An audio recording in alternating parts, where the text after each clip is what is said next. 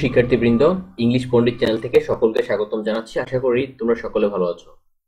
আজকের এই ক্লাসে আমরা আলোচনা করব ষষ্ঠ শ্রেণীর নতুন শিক্ষা কারিকুলাম চ্যাপ্টার 10.6 পেজ নাম্বার 78।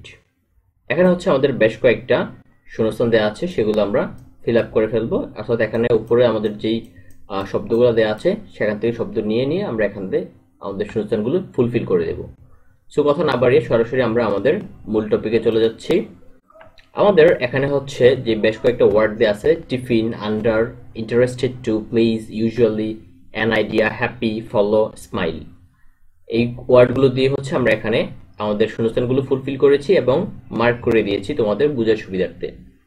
প্রথমে দেওয়া আছে Jahin dash with his friends in the dash time. অর্থাৎ আমরা এখান থেকে ওয়ার্ড নিয়েছি place. Jahin plays with his friends in the tiffin time.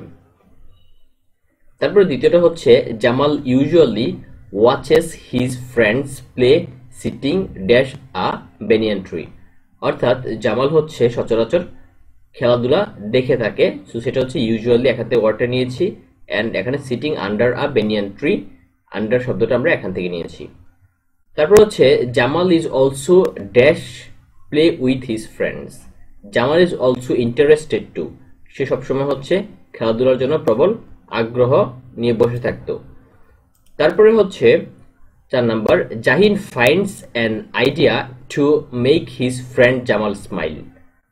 এখানে হচ্ছে দুইটা ওয়ার্ড নিয়েছি, একটা হচ্ছে এখান থেকে আমরা অ্যান আইডিয়া, তারপরে হচ্ছে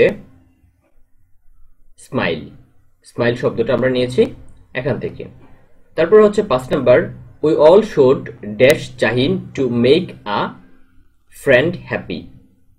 সো এখানে হচ্ছে ফলো, যে ফলো শব্দটা আমরা নিয়েছি এই ফলো শব্দটা, আর হচ্ছে হ্যাপি, হ্যাপি শব্দটা নিয়েছি এখান থেকে। সো এই ছিল হচ্ছে আজকে আমাদের আলোচনার টপিক। আশা করি এই টপিকটি তোমাদের খুব ভালো লেগেছে। ভালো লেগে থাকলে অবশ্যই চ্যানেলটিকে সাবস্ক্রাইব করতে ভুলবে না। পরবর্তী ভিডিওর আমন্ত্রণ জানিয়ে এখানে শেষ করছি। আল্লাহ হাফিজ।